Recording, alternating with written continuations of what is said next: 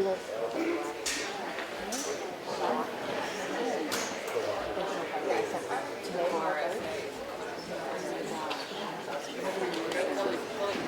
evening, everybody. We are going to get started in the next few minutes. So we'll get our last few voters in, signed in, and all their paperwork. And before we get started, it was brought to my attention and asked that I announce this. There is going to be a family dance for the Heck family. They unfortunately just lost their son unexpectedly.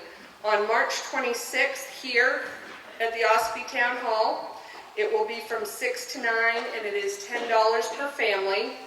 There will be food items. The Effingham Fire Department will be selling baked goods. There'll be raffle items. And 100% of the proceeds will be going to the Heck family. So please, there will be flyers up and around. It is on Facebook. Joy Gagnon can give you more information if you are interested in talking to her about that. But please, this is a great family, and nobody can possibly, I'm sure, understand what they're going through. So any help we can give them would be wonderful. At this point, I would like to remind everybody, including myself, to make sure your ringer is off, your volume is down. If you do need to take any phone calls, that you take it out of the gym. And now I would ask that you all stand for a pledge of allegiance to the flag. I pledge allegiance to the flag of the United States of America and to the republic for which it stands, one nation, under God, indivisible, with liberty and justice for all. Thank you.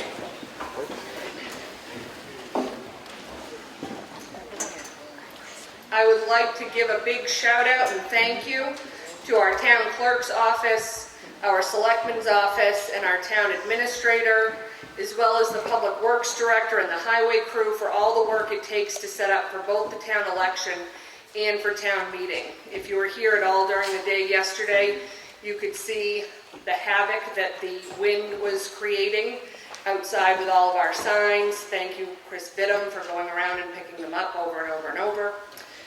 We do appreciate it. At this point, I would like to give some introductions for those of you who don't know. Our town clerk and tax collector, Kelly Skehan, to my left. Beyond that, we have our selectman, Sue Simpson, Selectman Martha Eldridge, our chairman, Jonathan Smith. Beyond Jonathan, we have our town administrator, Matt Sawyer Jr., our public works director, TJ Eldridge, and our town attorney, Rick Sager. See, that was that volume I was talking about?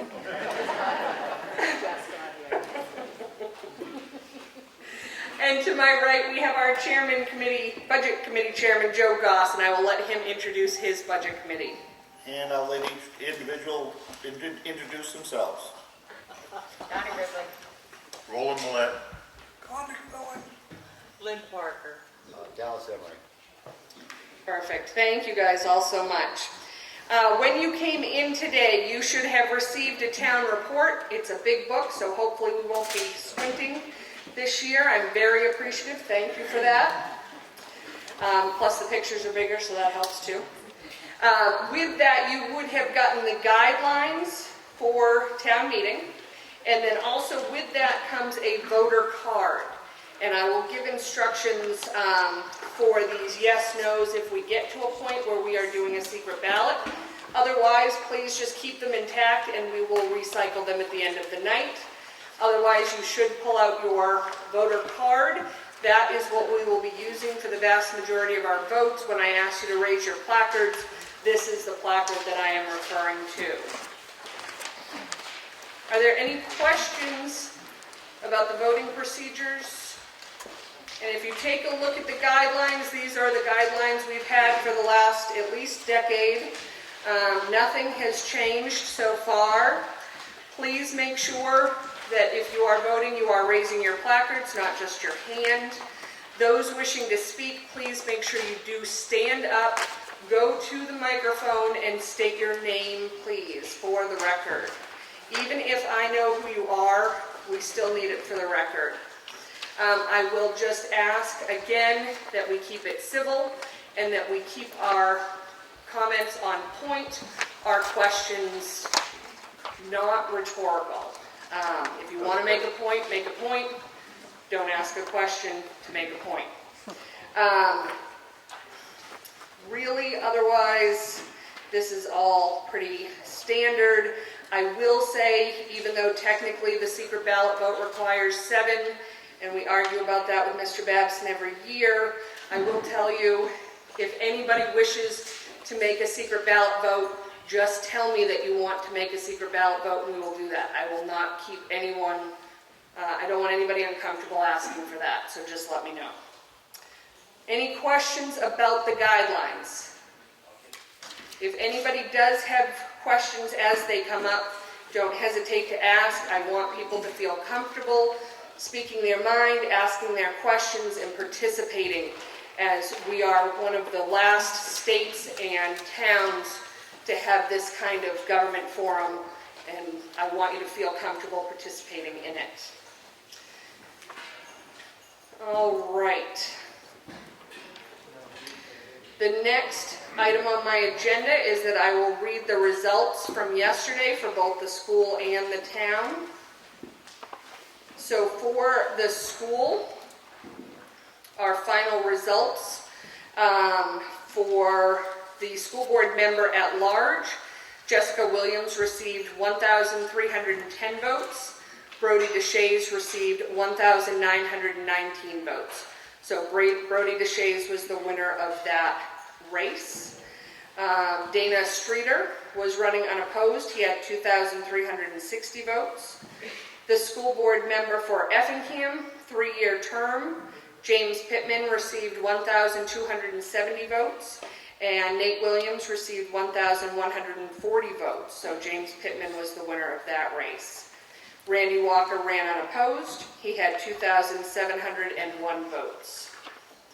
For Article 2, we had 2,286 yes votes, 976 no votes. For Article 3, we had 2,379 yes votes, 890 no votes. For Article 4, we had 2,221 yes votes, 1,065 no votes. For Article 5, we had 2,275 yes votes and 961 no votes. For Article 6, which was the Turf Field Capital Reserve, we had 2,113 yes votes and 1,152 no votes. Article 7, we had 2,461 yes votes and 829 no votes. And for Article 8, which was the operating budget, we had 2,153 yes votes and 1,104 no votes. That is district-wide. All warrant articles passed for the town, for the school. For the town of Ossipee elections, we had Sue Simpson running for Selectman for 3 years. She received 318 votes. Kelly Skehan for Town Clerk and Tax Collector received 359 votes. Myself for Moderator, 349 votes. For Trustee of the Trust Fund for 3 years, Angela Eldridge received 331 votes. Trustee of the Trust Funds for 1 year was 317 votes for Catherine Paris. For Cemetery Trustee, 3 years, Crystal Eldridge received 337 votes. For Library Trustee for 3 years, Patricia Pastel received 326 votes. For Supervisor of the Checklist, Bob Pastel received 324 votes. There was no one running for the Budget Committee on the ballot, and all of those previous races were unopposed.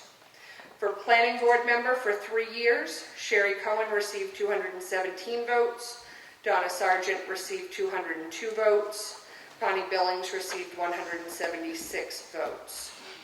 So for Budget Committee, the one that was running with no candidates, we did have a couple of write-in candidates. Both have agreed to take the position. So Donna Sargent and Brian Keys will both become Budget Committee members for 3 years. They have accepted those positions. For the Planning Board articles, Article 2 received 281 yes votes, 82 no votes. Article 3 had 225 yes votes and 133 no votes. Article 4 had 223 yes votes, 131 no votes.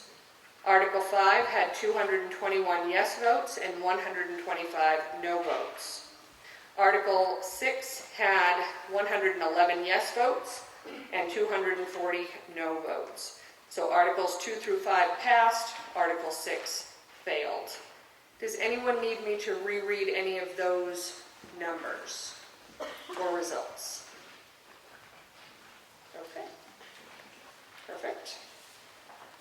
There will be a swearing in for the new officers to be held on March 14th here at the Ossipee Town Hall Gym at 5:30.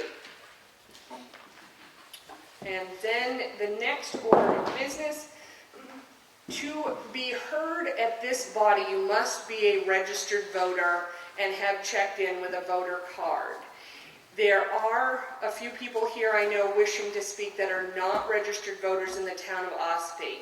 If you are wishing to speak on any article and you are not a registered voter, please raise your hand now, and I will ask you to come to the microphone. I need you to state your name and the articles on which you might be wanting to speak, and then we will poll the body to make sure there are no objections. So like I said, come to the microphones. Thank you. We have a few. Go ahead. Justin Chafee, Parks and Rec Director. Just if there's any questions with any of my articles. Okay. Are there any objections to Justin speaking to any of the articles that may pertain to his budget? Okay. Jen? Jen Berkowitz, Schools Out Program Director, Article 8, Schools Out funding. Are there any objections to Jen speaking on Article 8? Okay, perfect. Matt? Matthew Trahan, Economic Development Council. Thank you. Any objections to Matt speaking? Okay, thank you. Yes, Doris Savoy, if there are any questions for the Freedom Food Pantry. perfect. Any objections to Doris? Perfect. Are there any other non-registered voters that may want to speak? Yep, Matt? Anybody object to our town administrator speaking? He might have to speak a lot tonight. And then, of course, Rick Sager down again. Any objections? Oh, and come on up to the microphone and state your name, just in case somebody doesn't know you here. Anthony Stalin. Thank you. Any, yeah. Oh, sorry, TJ. Yeah. You're not in town. Okay. Any objections to the chief? Okay. And TJ Eldridge, any objections to TJ speaking on any of his budget items? TJ, I think I did that last year too, sorry. I'll get it eventually. By then you'll move to town. All right, if there are no other non-registered voters wishing to speak, we will move this along. I am going to hand the floor over to Chairman Smith for his opening remarks. Good evening, everyone. Everyone should have received a copy of this letter that I drafted and I'm about to read if you'd like to follow along. Dear fellow citizens, I would like to open tonight's meeting with a short quote that I truly believe in. Good government is when many citizens take part. This is something that cannot be done with words alone. It requires you to physically participate, and for that, I thank you. This has been another incredible year, from the challenges of COVID, equipment failures, and restructuring various departments. The success has been great. The Board of Selectmen would like to announce an incredible milestone. In the course of one short year, through proper governance and fiscal management, the town has met and exceeded its unassigned fund balance policy. The fund currently sits at $1.8 million. In addition, this last year, 2021, the tax anticipation note was not utilized and the town portion of your taxes went down. This year's budget process was an incredible challenge in the face of unprecedented inflation. Every department head was thoughtful and creative to come up with ideas that not only improve services but reduce costs. This is a testament to the team that makes up the municipal workforce. Without the dedication of employees and department heads, this would not be possible. Shortly, you will begin to deliberate on the proposed operating budget and warrant articles. I ask that you remember we are all neighbors and friends. As my mom always told me, treat others as you yourself would like to be treated. Thank you. Article 25. Yes. If you turn to your town report, pages 95 and 96, you're going to see a duplicate entry of Article 25. We just kindly ask you to disregard that extra entry on Article 25. In addition, I would like to acknowledge Rick Sager, our town attorney. He is officially retiring after this town meeting this year. He has served this town faithfully and diligently for over 2 decades. So Rick, thank you very much.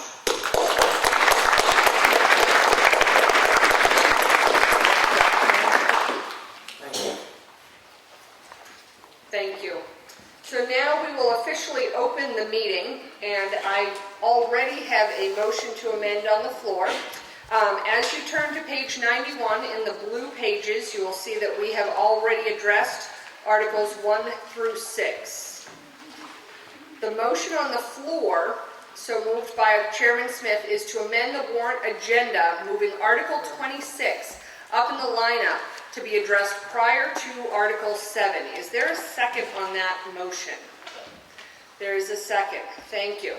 So at this point, we are not amending the warrant article itself. We're just moving it up on the agenda. Is there any discussion on moving Article 26 up in the agenda? Mr. Babson? Thank you, Madam Moderator. Why? Thank you for the question. We anticipated several residents from Deer Cove to show up and want to testify against this proposal. So in light of that, it appears no one has came, so it was just for expediency of the meeting, that's all. Is there any other discussion on that amendment to move it up in the agenda so that we would deal with Article 26 first? No? Seeing none, we will come to a vote on that amendment simply to address Article 26 first. All those in favor of moving it up in the agenda, please hold your placards high. All those opposed? This passes. We will move on to Article 26, which can be found on page 96 of your agenda. Article 26, to see if the town will vote to discontinue Deer Cove Road from the intersection of South Shore Road eastward to the dead end of the road, pursuant to RSA 23:1:41, reclassifying that portion of the road as a Class 6 highway. This in the warrant says that it is recommended by the Selectmen and a majority vote is required. Is there a second, or is there a motion on this? It's been moved and seconded? Second, thank you. Chairman Smith, would you like to address this article? Yes, thank you. Thank you. The Board of Selectmen and the Public Works Director is in the process of drafting an agreement with the residents of Deer Cove Road, so we recommend that you vote this warrant article down. We have our town attorney and an attorney from the association down there working on an agreement to come up with a resolution for the problems we are having. However, if this resolution between the attorneys doesn't materialize, this will be back on the warrant next budget cycle. Thank you. Is there any other discussion on Article 26? Mr. Merrow?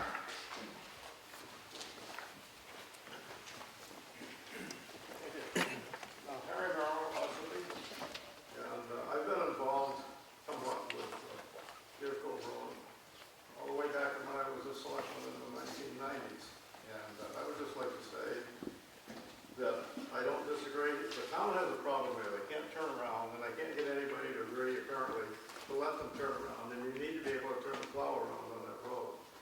On the other hand, the people, you can't just cut that road off, I don't think.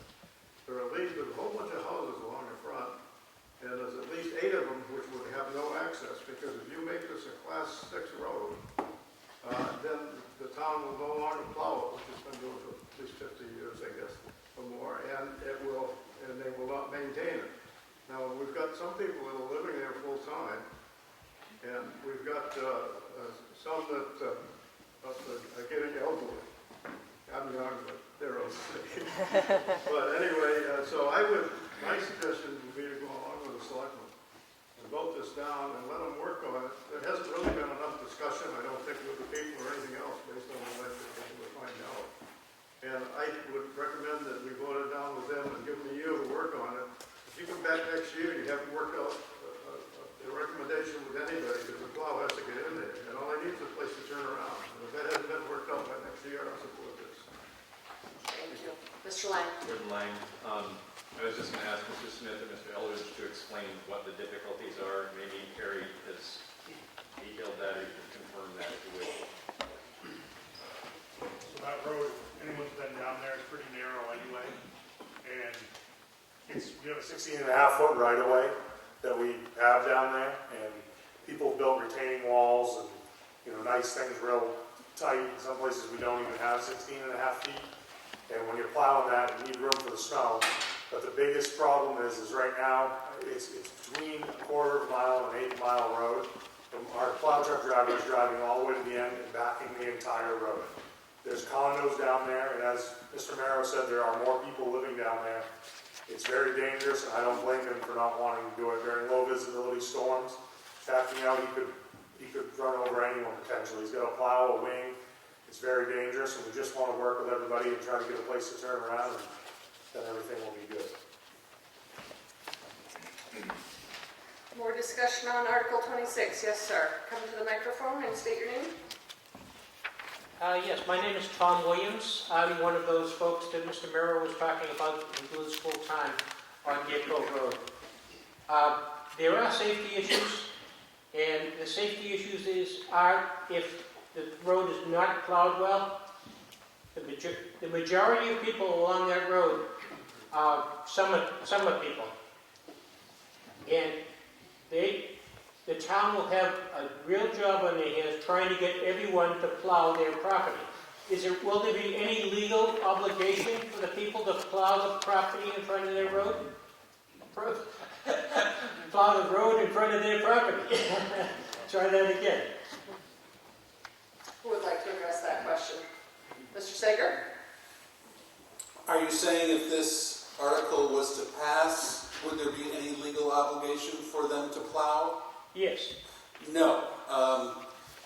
It becomes, if this article or a similar article passes that changes this to a Class 6 road, that means it's town-owned but not maintained, but people could still drive on it and plow it if they wanted to in the wintertime, but there's no obligation. What will the town own? It's the road in front of my property is built on my property. It's a town right-of-way. Yeah, well, yes, it's a 16.5-foot, 2-rod wide right-of-way. And the town would own the rights of passage in that 16.5-foot corridor, but the people that own on either side of the corridor, the rebuttable presumption is that they own to the center of the road. Oh, I own both sides. Okay, so you would own the dirt under the road, but the town would still have a corridor that would allow for public travel, but the town would not be required to maintain it. Okay. Now let me get to the safety issue, which I alluded to. That road has water problems. Sometimes in the wintertime it gets really deep, and the DPW has had to send down a grade off to get the deep ruts out of the road. There are children living in the condos who use that road to get to and from the school bus. And if that road in front of people who are not here in the wintertime, if that road is allowed to get rutted, these children will be walking alongside oil trucks, delivery trucks, and I can envision them very easily falling under the wheels of a vehicle. Mr. Williams, I just want to clarify that at this point, even though the warrant says that it's recommended by the selectmen are now not recommending this to happen. And so I just want to make sure that you're clear on that. Yeah, my next question was to be, does this mean that it won't be done before next year? Right, if we vote this down, then it will maintain the status quo as it currently is. And then this will be addressed next year if no agreement is made with the property owners. It's very similar to an article that was voted on 15 years ago or so. That the DPW folks were angry with the walls that were built, made it difficult to plow. I suspect very much that this is version 2 of that article. But I plead with the town, when it does come up to a vote, maybe we can avoid bringing it up for a vote at all. There'll be accidents with children. Right. Yeah, and I think that that's exactly what the selectmen are trying to do. They do not want to recommend this article. They would like to see it be maintained as the Class 5 that it currently is, and hopefully come to an agreement with the property owner so it doesn't have to come before this body again. There's a wide open area in front of the lodge that trucks can turn around. The plow trucks have been turning around down there for the 25 years I've been here, and I'm sure they were doing it for at least 25 before that. Okay, thank you. Any other discussion on Article 26? Yeah, TJ? I do agree that the trucks obviously have always turned around down there, but now there's barricades at the 2 locations that we can turn around, and that's the reason that we can't turn around now. They've roped it off, and there's actually a concrete block so we can't turn around, and it makes it very difficult. There are other alternatives also. Mr. Williams, please make sure you are recognized before speaking, and I'm please sorry. state your name again. Tom Williams, 74 Deer Cove Road. What was the issue being talked on? I'm having a senior moment here. Just where we're turning around, it's been blocked off, and I know there are other alternatives, and that's what we're working out right now with the people down there. There is a contractor plowing a lot of properties along that section of Deer Cove Road, mine included, and he has a bobcat with a snow thrower on it. And he's going back and forth up and down Deer Cove Road for a while every snowstorm. The town could contract with him, just as a possibility. Thank you, Mr. Williams, and I think Mr. Williams' concerns just reiterate the point that the selectmen are trying to make, that we are not ready necessarily to recommend declassifying this road, and that's why they are recommending to vote this article down. Are there any other questions? No, just leaving. Okay.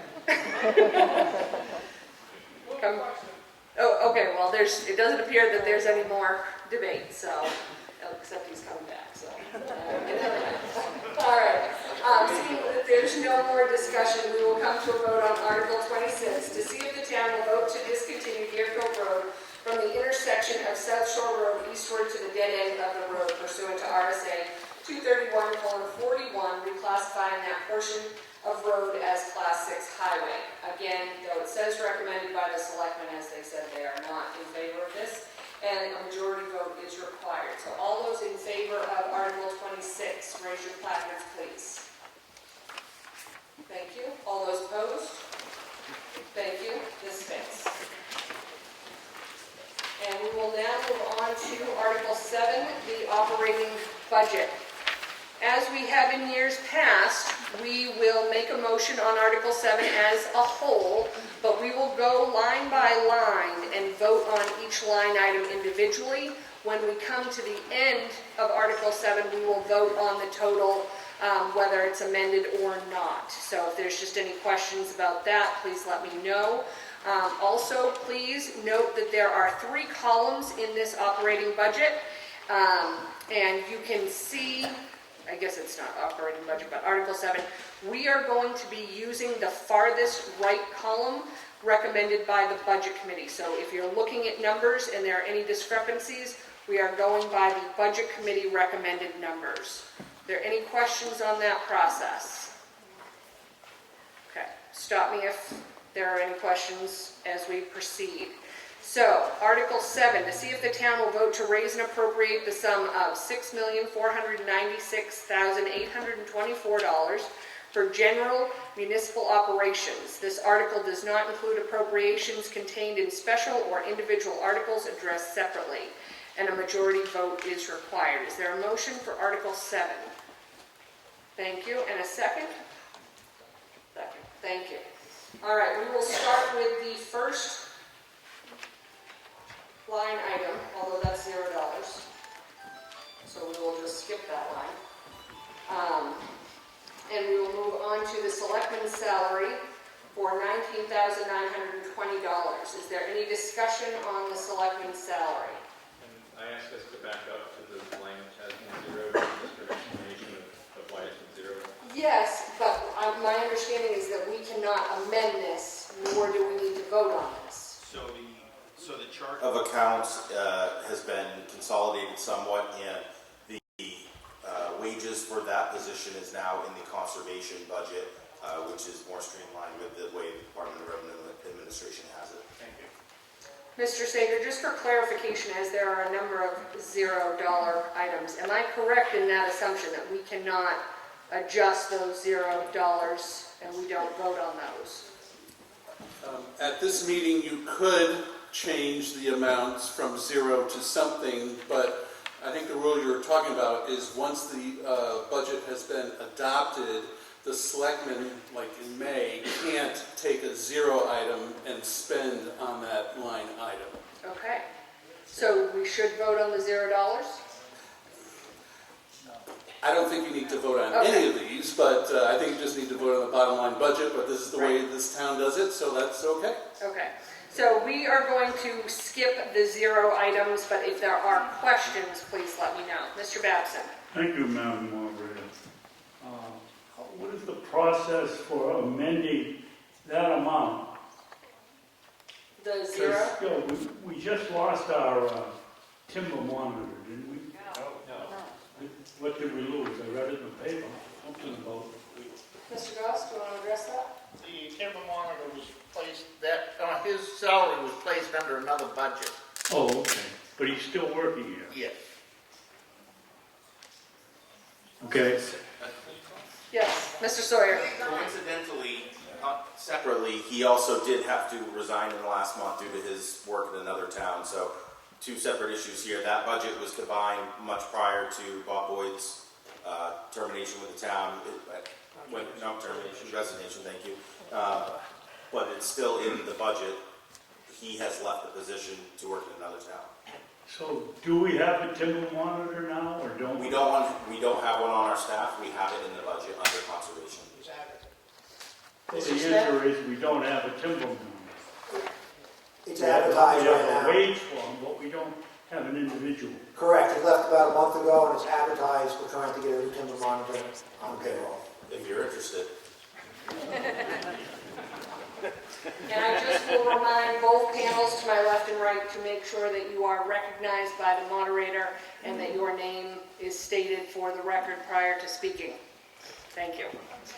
All right, moving on to selectman's salary, $19,920. Is there any discussion? And I think we're going to try something new. In the interest of time and Mr. Sager's sage advice on his last night with us, we are going to move through these, and I'm not going to have an individual vote on each, but we will allow for individual discussion on each. Okay? Got to remember, it is a school night. All right. Like I said, any discussion on selectman's salary? All right. Town clerk and tax collector, $316,400. Is there any discussion on that line item? Moving on to elections, $9,919. Any discussion on that line item?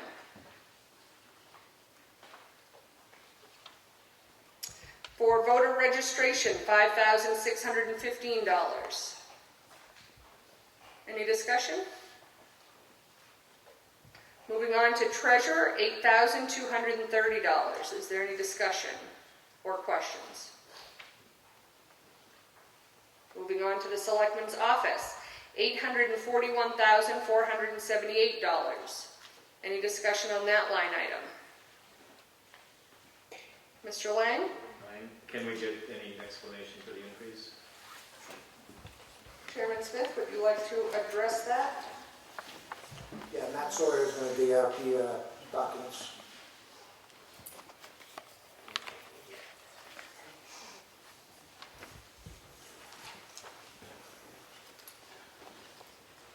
So there's a small increase in the wage line and an appropriate payroll cost that go with that, Medicare. Retirement is increased. The assessor audit went up quite a bit. That's part of our municipal assessing process for properties. The town report went up obviously a little bit. You see with the larger new report. Membership dues went up slightly, but that's $400.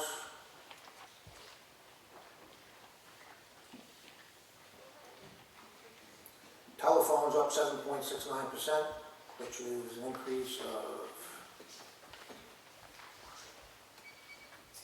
$500.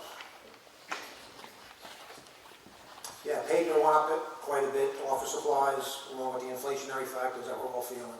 So it's a numerous, bunch of small items adding up to the amount you see. Is there any one item that attributes for the lion's share of that $35,000 increase? Assessing. Assessing? Assessing is the largest increase. Okay. Any other questions on that line item? All right, moving on to economic development, $2,500. Questions on that? Yes, sir, come to the microphone. Dennis, the gentleman. I'd like to know why it's such a small amount, since we're a town trying to grow, and we should be looking to encourage companies and small businesses to come here.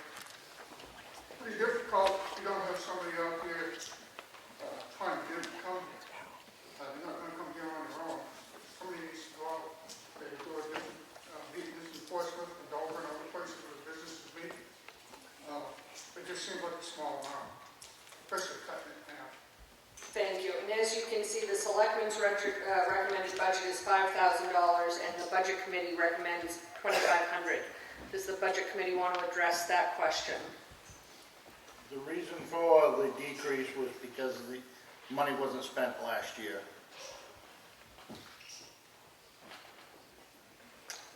Any other questions or follow-up there? Mr. Pastel? Bob Costello, West Ossipee. Mr. Gauss, is there a chance that that decrease was due to COVID? Wasn't a smart idea to go to Chamber of Commerce meetings and regional gatherings and promote Ossipee? And hopefully this year we might do it better and therefore need the money. Again, I will remind people not to do rhetorical questions, but Okay. yes, I Mr. meant Goss, that- would you like to? I may have sounded cynical, but I meant that for real. I agree. Is there a real chance we'll need the money this Right. year without COVID restrictions? We did not believe so. Okay. And I will just again remind anybody, if you wish to amend a line item, put it in writing, bring it up, and we can deal with that while we're in Article 7. Matt, would you like to speak? Yeah, Matthew Trahan, Chairman of the EDC. Bob is actually accurate. A big reason why we did not expend much of our budget last year or the year before was because of COVID. A big part of what we do is try to bring people together, doing studies, surveying people, things that are involving people in rooms like this. And obviously over the past 2 years, that's been a challenge. That said, we will continue to generate a large impact in ROI on whatever funds this body decides to allocate to us. I'd be happy to expand on that as well, but for brevity, that's my response to that. Any other discussion on economic development? Okay. Moving on to, well, we will skip over Ossipee Lake Dam Authority. Legal for $40,000. Is there any discussion on that line item? All right. Yes. Yes, Matt Sawyer. On the dam authority, that too has been combined into conservation due to our reorganization with the accounting software. So Okay. it's still in the budget. Thanks. Good to know. Moving on to planning board, $44,950. Any discussion there? The zoning board of adjustment, $19,235. Any discussion on that line item? Moving on to government buildings, $238,555. Questions or discussion? Moving on to trustee of the trust fund, $6,091. Any discussion? For cemeteries, $43,045. Any questions or discussion? For insurance, $143,000. Any questions or discussion? Okay. For the police department, $1,203,600. Any discussion or questions? Yes. Chairman Smith? That's one that we're going to be amending. Oh, yes. I have that here. So there is a motion on the floor to amend Article 7 in this line item. It has been so moved by Chairman Smith to increase the police department by $46,494 for a new department total of $1,250,094 to fund a staff of 9 full-time officers. Is there a second on that motion? Second. Thank you. So the amendment has been moved and seconded. Is there any discussion? Chairman Smith? Yes, thank you, Madam Moderator. The reason for this increase, partly we lost an officer back in the fall of last year, which brought us down an officer. So working with the chief and the board, we had a different type of plan where we were bringing in part-time officers. The goal was to bring in 3. We had bumped the pay to $30 an hour. Put it simply, we can't get anybody. Nobody wants to be a cop. Nobody wants to work. I don't know what the answer is. We just don't have the staffing right now to cover adequately without a part-time officer rank. The second part to that is we just also got notification from the state there is no part-time police academy right now, because we did have someone who was interested that was going to come in. The way the state does it right now, you have a part-time academy for part-time officers, then you have a full-time academy for full-time officers. It appears the state is looking to eliminate the part-time academy and just go with a full-time academy, so if an officer comes on part-time and he's ready to go full-time, he does not have to go back to the academy. So they're attempting to streamline at the state level. So by doing this, it's going to allow us to bring back on that full-time officer. We were able to trim some other areas of the budget, so we didn't have to absorb the full cost in the operating budget this year. $46,000 is probably about half of what it takes to bring a full-time officer on, so I give credit to our Chief Castaldo that he gave us a very reasonable budget here of $1.25 million to do what he needs to do for the town. Is there any other discussion or questions on the amended amount? Yes, Mr. Pastel. Bob Pastel, West Ossipee. I debated standing up to the original motion and just kind of worrying about the size of it for a small town, but I decided not to, but now we're wanting to bump it up another 40 grand, that pushed me over the edge. Without knowing the exact nuts and bolts of how the department is run, what the crime levels in this seemingly placid town are, etc., it just for years now has seemed to me like we spend an awful lot of money on policing, basically as much as we spend on roads, and roads is pavement and plowing and road mix and, people with rakes and shovels and lots of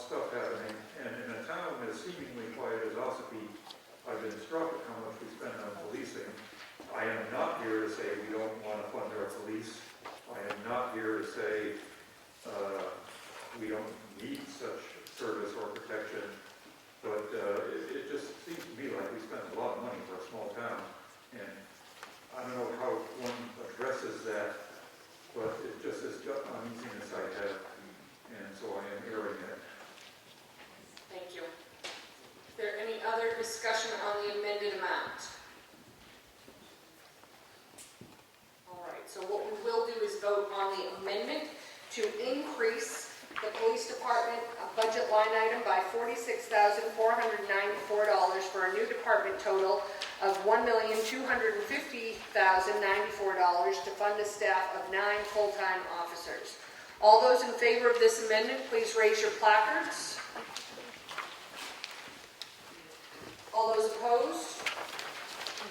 Thank you. This amendment passes.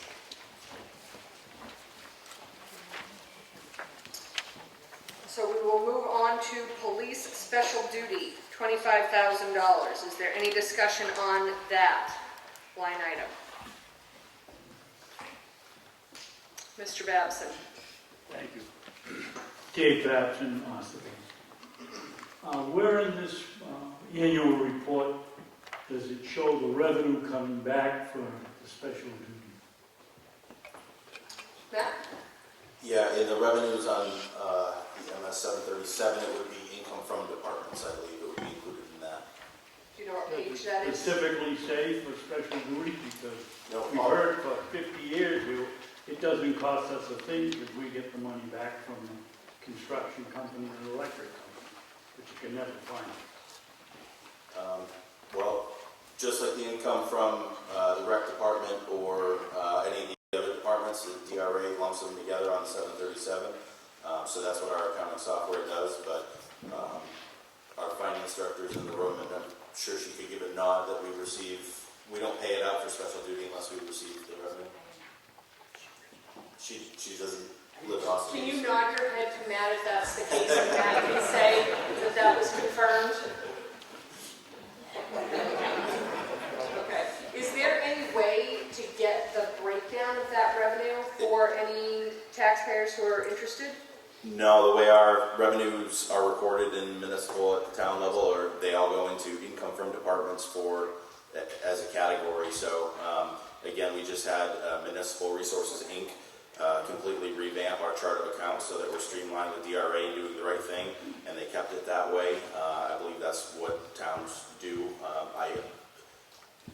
It's a good question, but I'm not aware that we have that ability to break it down by department. It all goes into that one line. Well, Matt, why don't we, when we send out the invoice, why don't we request that they pay the police department, and so it's broken down so you know when it comes. I mean, to me, it's a simple thing to take care of whether they're paying. We know we get the money. In terms of proving it to you right now at town meeting, I can't do that. Okay. But we know we get the money. Thank you. Any other questions on police special duty? Although that did bring up the point that we hear each year that does get paid externally. Chairman Smith? Yeah, I just would like to say we probably could try to work on that, maybe have that breakdown for you at next town meeting so you can have that information. I hope I'm alive.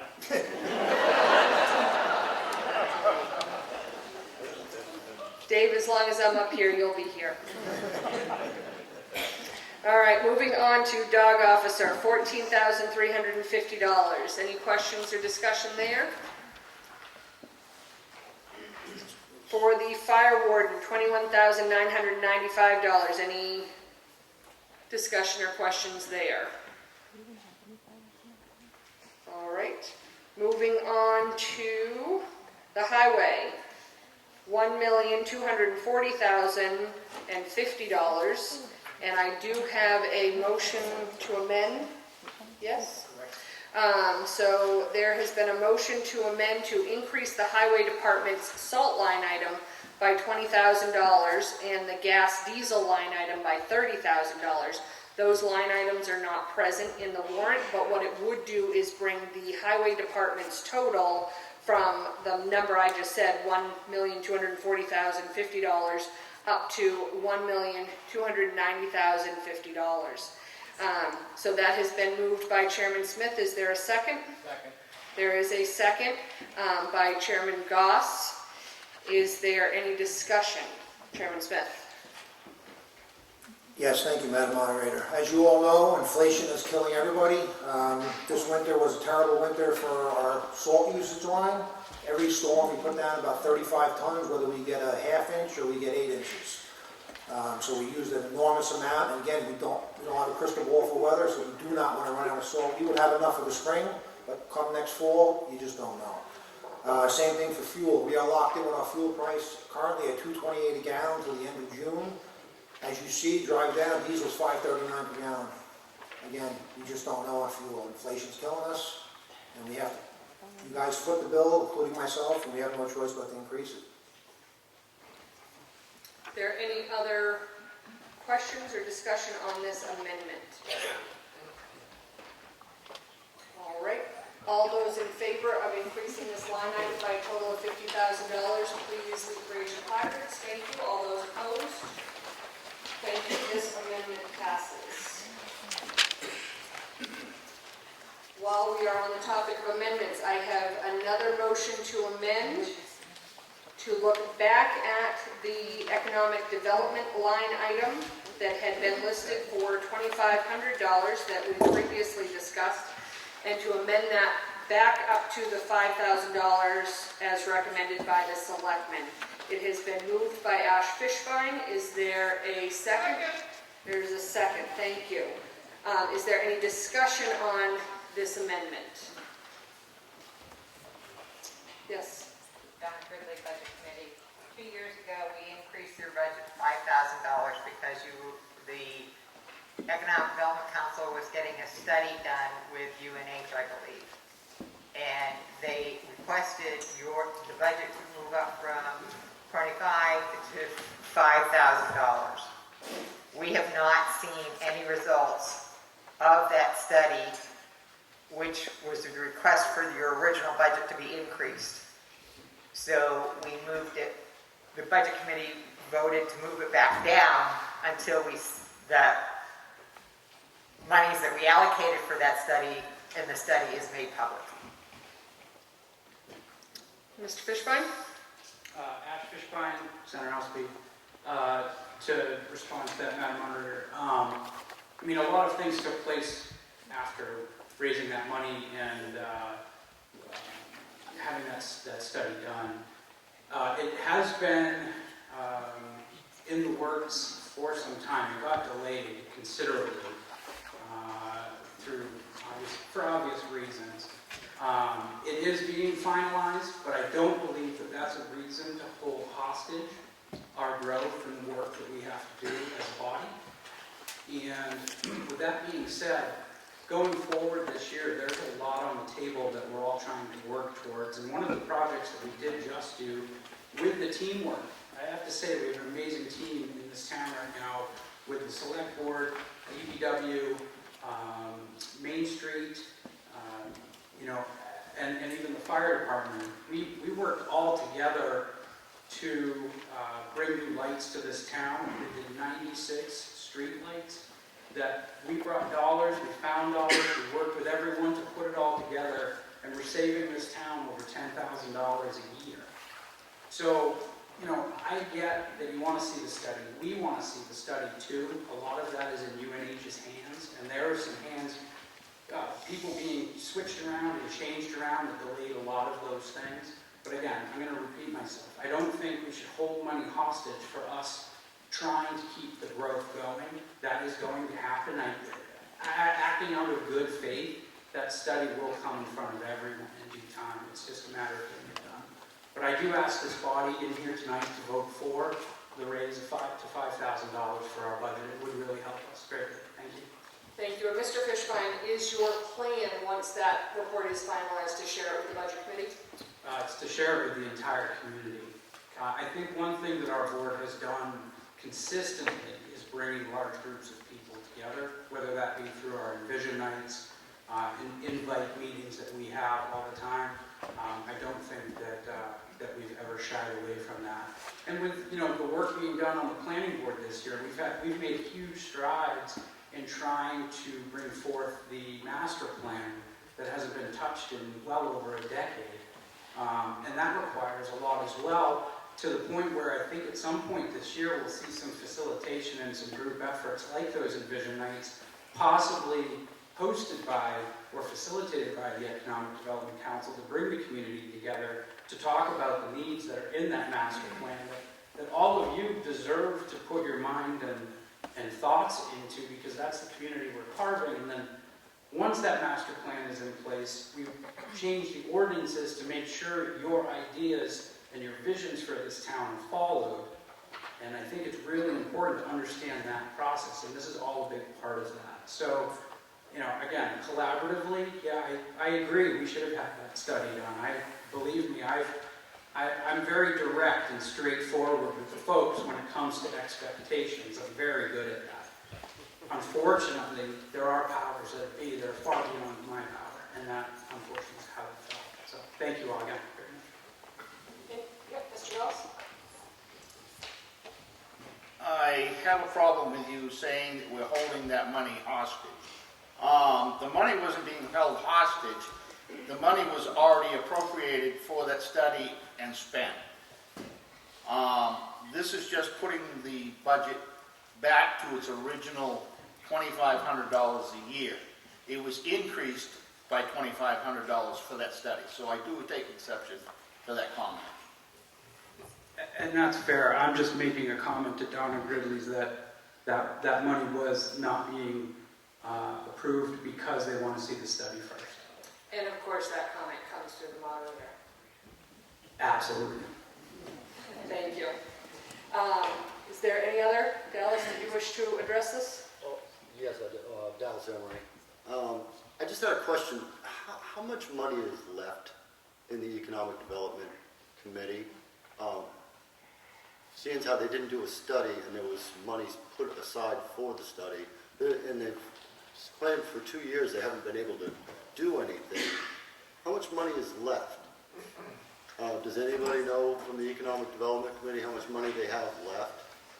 Well, and Mr. Emery, I don't believe that they said that the study hadn't been done. They haven't received the final results of the study. The study has been done. The money has been expended, my understanding is, for that study. They just are awaiting that study to come back. So just...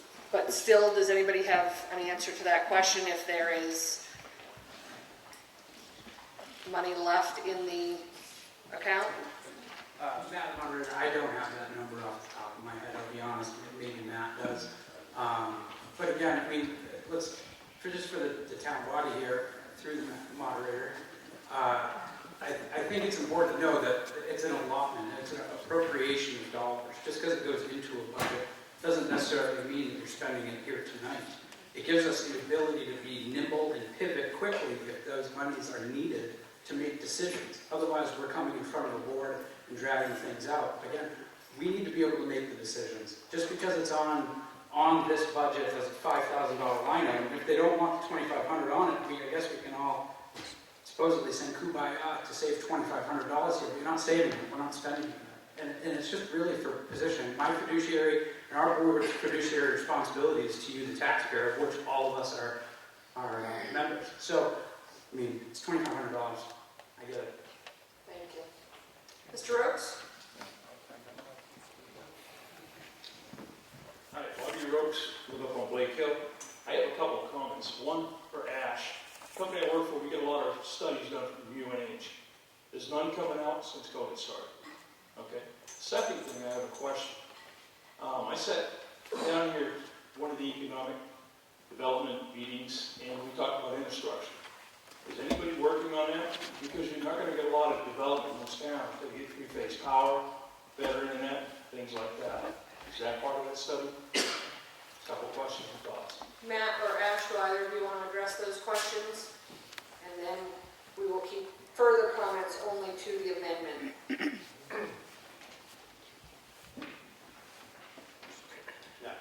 Matthew Train, Economic Development Council.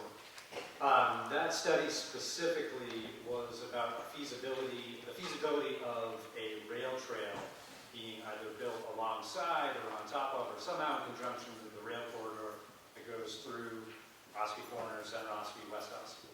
So in terms of infrastructure, yeah, I mean, that is in some ways an infrastructure project.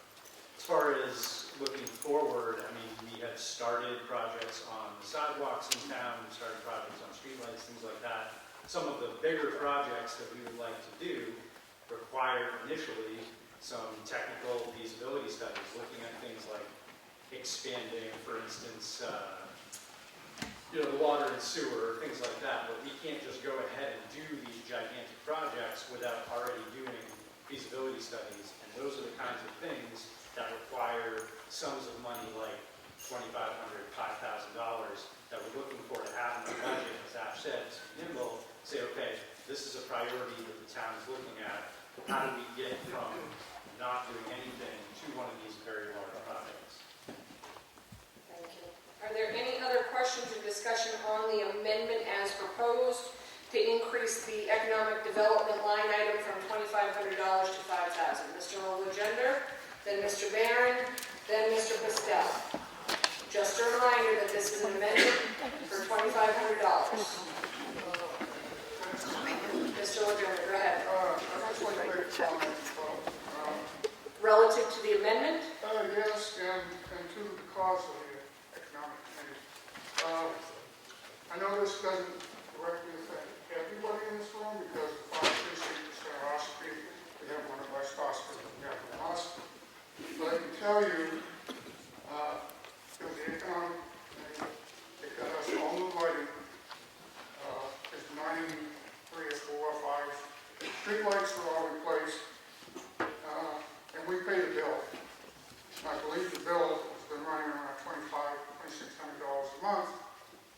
And don't hold me to this, but I do believe I saw the last bill we signed it, and my mind corrects me, it was like $800. So you see the savings in just a month, instead of a month. Over a year, it's much more than $2,500. So I understand the concern, maybe things weren't completed in the right time, but we have been living with this virus. A lot of things have been put back and delayed. So I don't think it's fair to use that as a judgment of the economic committee. I think a good judgment of it is the fact that they've already done something really good for the town. And they were probably going to do more for the town. So Mr. Legender, are you in favor of the I'm amendment? in favor of the amendment. Okay, thank you. Mr. Babson, don't think I didn't see that. I thought I Mr. turned it Barron. off. I'm in the tin can string era, not the telephone. Excuse me, I'm Roy Barron, Chickville Road. Could I make a little minor correction, something Ash said, please? I've been on the board for 18 years this year, and we've never worked on the master plan in 18 years, so it's more than 10. Oh, good way for correcting him for that. Pushing 2 decades instead of 1. Got it. Mr. Pastel. Bob Pastel, West Ossipee. Concerning the $2,500 and indirectly, I guess the budgets of many different committees and organizations, I don't know how it works in this town, so the question is, when funds are allocated to a department or a development commission or whatever it might be, at the end of the year, are unspent funds kept by that department to use in the following year? Or does it go into the general fund as unassigned surplus? Or does it just magically disappear? What I'm really getting at is this $2,500 extra we are proposing giving them, if we do authorize the additional funds, and then COVID or whatever prevents them from spending it, the money isn't just sitting there rotting, it goes back into the town. Am I correct in understanding that? Matt, you want to address that? Yes. Thank you. All right, so we will now vote on this amendment to increase the economic development line item from $2,500 to $5,000. All those in favor of this amendment, please raise your placards. All those opposed? Thank you, this amendment passes. Moving back down to the transfer station for $545,456. Yes. Greg Howard, West Ossipee. we had the changes that were made here this fall in regards to no longer recycling paper and no longer recycling plastic, which meant that we were going to have an increase in municipal solid waste being hauled off to a landfill. Where is the savings that's proposed in the budget? Where is that gleaned? Is that gleaned from a reduction in labor cost, from less personnel at the transfer station, or are there other ways that that savings has been used? TJ? So yes, personnel is one of the big ones, and also where before your glass was going into the landfill, and now we're hauling it to Rochester, and we're paying a little under half as much, so there's a little bit more cost savings there. And also the paper prior to this year was also being thrown in the landfill. Really the only thing we're not recycling is mixed, is plastic, I'm sorry. And plastic is, is not at the high peak at all, so the cost savings mostly, like you said, is from personnel and the glass. Follow up, Mr. Howard? Yes. It's now been almost 2 months since the new process has been put in place. Is there a % increase in municipal solid waste or tonnage that is now being hauled away and disposed of at a cost of, I'm going to say, approximately $120 to $135 a ton? It's obviously a couple months in, so it's really hard to tell. When you get into summer, when there's large amounts of trash coming through, we'll be able to tell. But in 1 year, it's under 20 ton of plastic that we baled, so you're potentially putting 20 ton in them, which is very little compared to what we do with MSW. Thank you. Any other questions or discussion on the transfer station line item? Moving on to the outside agencies. For Tri-County Cap, $13,000. Any discussion? For Caregivers of Southern Carroll County, $3,000. Any discussion? For End 68 Hours of Hunger, $7,000. Any discussion? For the Freedom Food Pantry, $4,000. Any discussion? For the Kingswood Youth Center, $5,000. Any discussion? For the Life Ministries Food Pantry, $6,000. Any discussion? For Green Mountain Conservation, $2,000. Any discussion there? For Northern Human Services, $4,425. Any discussion? For OCC Elderly Nutrition, $20,000. Any discussion? For OCC Daycare, $7,000. Any discussion? Ossipee Children's Fund, $18,000. Any discussion there? All right. Ossipee Historical Society, $4,000. Any discussion? The Schools Out program is $0, although the last two $0 ones you guys have wanted to make a statement on. Do you want to make a statement on that $0 item? Yes? Right, I'm asking if they want to explain. Do you want to explain why it's $0? They've just explained the last two zeros. Yep, Chairman Smith. Thank you, Madam Moderator. So the Selectmen chose to fund this Schools Out program for $45,000, but you'll see in the book that we have it at $0, because since the Budget Committee zeroed it out, there was a petition warrant article to fund the Schools Out program. So if we kept it in our side of the budget, that means $90,000 would have been allocated if the warrant article passes, so that's why you see it zeroed out on the Selectmen side. But when we get to the warrant article, the board supports the warrant article for Schools Out at $45,000. So like the other two $0 there, it's still in the budget somewhere. Correct. Okay. just through a warrant article instead.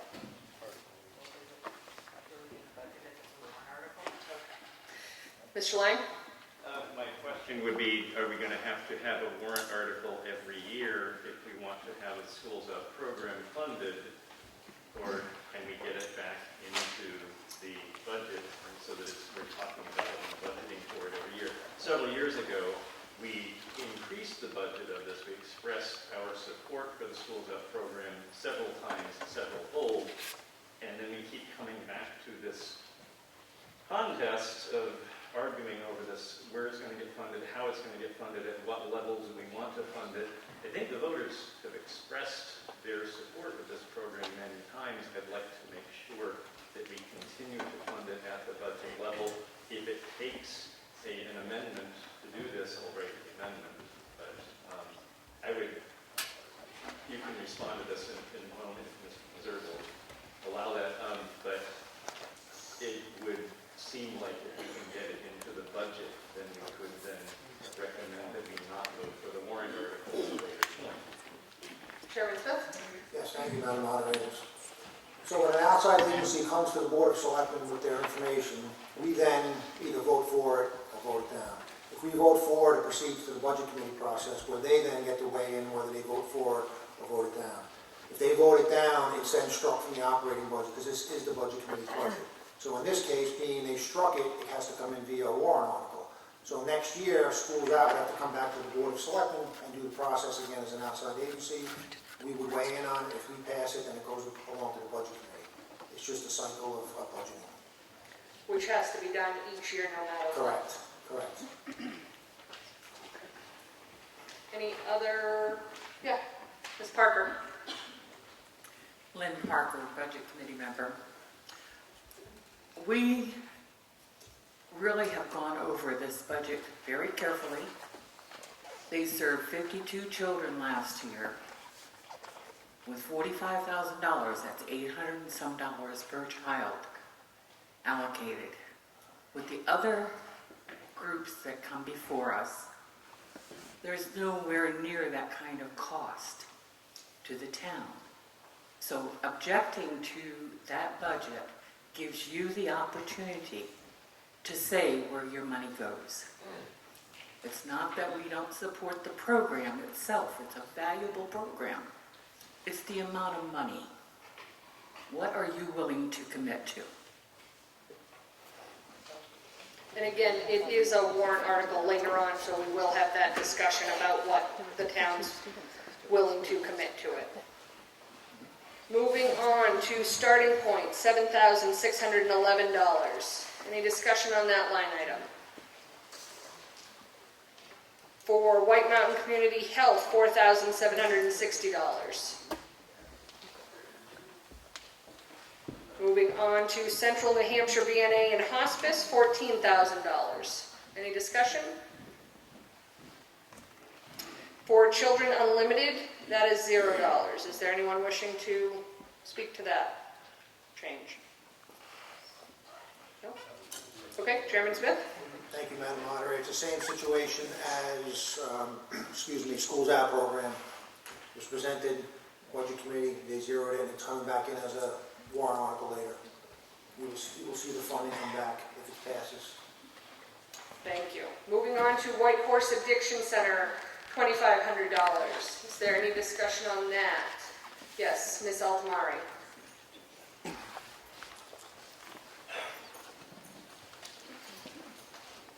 Kim Altamari, Center Ossipee, New Hampshire. Why was the budget cut by $2,500 for White Horse Addiction Center? They are a vital, fantastic resource in this community. Somebody on the Budget Committee want to respond? Mr. Emery? I'd like to cut the budget completely. White Horse Addiction Center actually makes a lot of money. They're well over $1 million business. They don't need the measly $5,000 from the town even. So I would, myself, and I asked for it last year as well. So that's my opinion on it. They compromised, I would say, and just dropped it by $2,500. But they don't need the money. There's no reason that they need the money from the town. That's my opinion. Anyone else on the budget committee wanting to respond? Okay. Any other questions? Mr. Oakes? I just, Bobby Roach, Center Ossipee. Is that a for-profit business? Are they for profit? No. To tell you the truth, no. They make an awful lot of money. Oh, I know they make money, but I just, my point, I want to know if they were a profit or non-profit, that's all. Thank you. Thank you. Yeah. Any other questions or discussion? Mr. Babson? Dave Babson, Ossipee Village. The county gives them over $100,000. Isn't that double dipping? Anybody want to address that? Point made, Mr. Babson. Any other discussion? Okay, moving on to Lake Host, $2,500. Any discussion on that line item? For the ambulance, $399,250. Any discussion or questions on that line item? Moving on to emergency management, $6,700. Any discussion? For general assistance welfare, $40,000. Any discussion? For recreation, $174,861. Any discussion? For the library, $228,641. Any discussion? For patriotic purposes, $2,500. Any discussion? For conservation, $24,301. Any discussion on that line item? Interest on line of credit for $10,000. Any discussion on that? Yes, Mr. Fishbein. Madam Moderator, Yes. just zipping through that, can you explain the doubling of the conservation? Who would like to address the, Matt? So the timbermonger's wage as well as Ossipee Lake Dam Authority had been combined into that. Any other questions on either conservation or the interest on the line of credit? On to vehicle and equipment maintenance, $254,356. Any discussion? Yes, Mr. Lang. Gordon Lang, how did we have zero budgeted in 2021 and it's returned now? TJ? In the process of restructuring our budget, we did not have a full-time mechanic in a vehicle and maintenance line or department. But to make things cleaner and easier for the department heads, we took all the vehicle maintenance out of all the different departments and put them in this one department. And we have a full-time mechanic that works on all vehicles. So it's more transparent to the taxpayer too, to see what we actually spend on vehicles, and they don't have to look at each department. Any other discussion on that line item? Okay. Moving down to water, $215,680. Mr. Lang? If I could just back up. Sure. To clarify that, does that mean we should see some kind of compensatory decrease in all the other budgets? Ms. Gridley, remember you have to be recognized by the moderator, and I believe TJ is responding to this question. Yes, there was a decrease in every single budget. The police department, the rec department, the highway department, other than the water and sewer, because we can't do that with water and sewer. They have to pay for them themselves. Okay, so we saw some of the other budgets go down marginally, didn't look like it would add up to 254. Other than the highway was a very high line item for vehicle maintenance due to the fact that they covered a lot of the other departments when people come to the highway garage. But the police department, rec department was very small. But we took the salary of the full-time mechanic and put in there also. Okay. Any other questions or follow-up for the vehicle and equipment maintenance? Yes, Mr. Legender.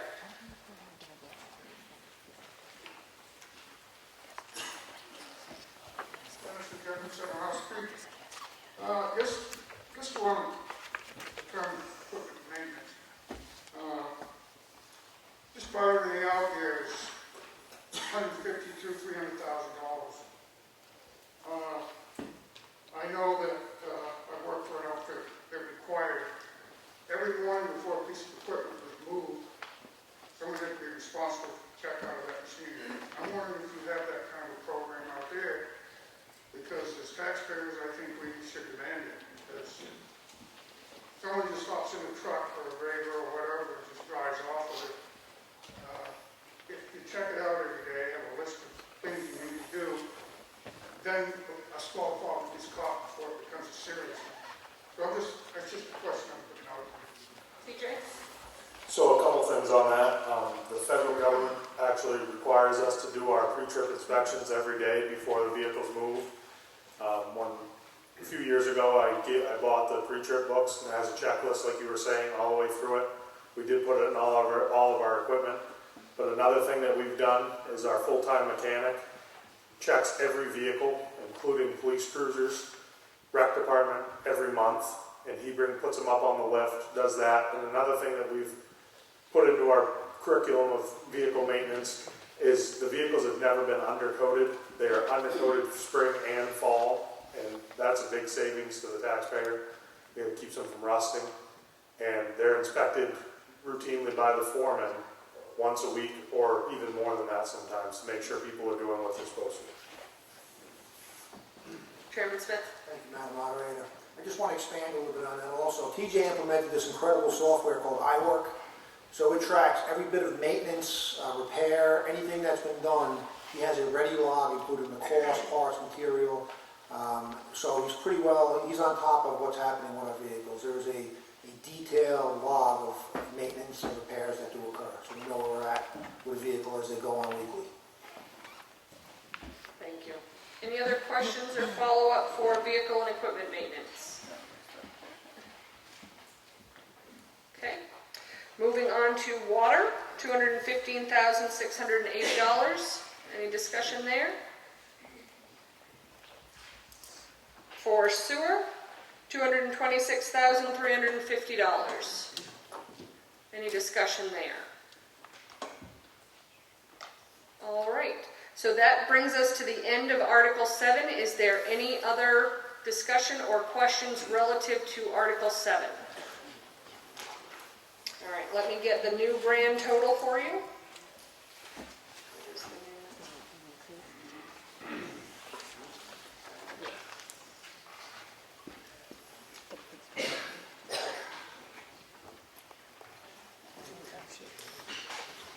Have you been adding?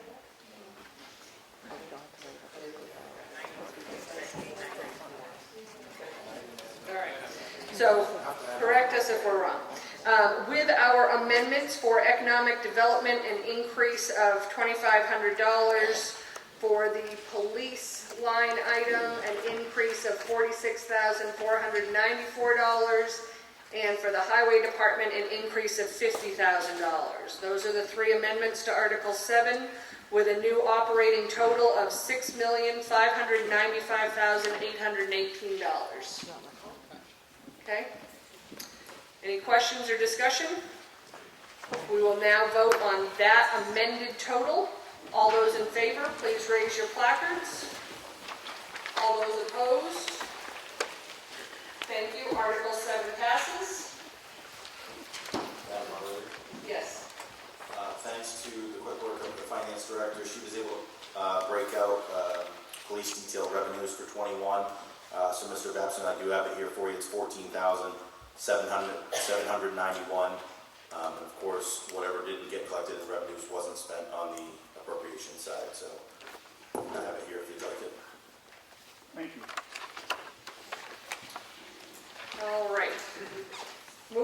on to Article 8. We are now on page 94. Article 8, by petition to see if the town will vote to raise and appropriate the sum of $45,000 for the purpose of funding the Schools Out program, recommended by the Selectmen, not recommended by the Budget Committee, and a majority vote is required. Is there a motion on Article 8? Thank you. Is there a second? Thank you. Is there any discussion on Article 8? Yep, Ms. McConaty, then Mr. Merrow.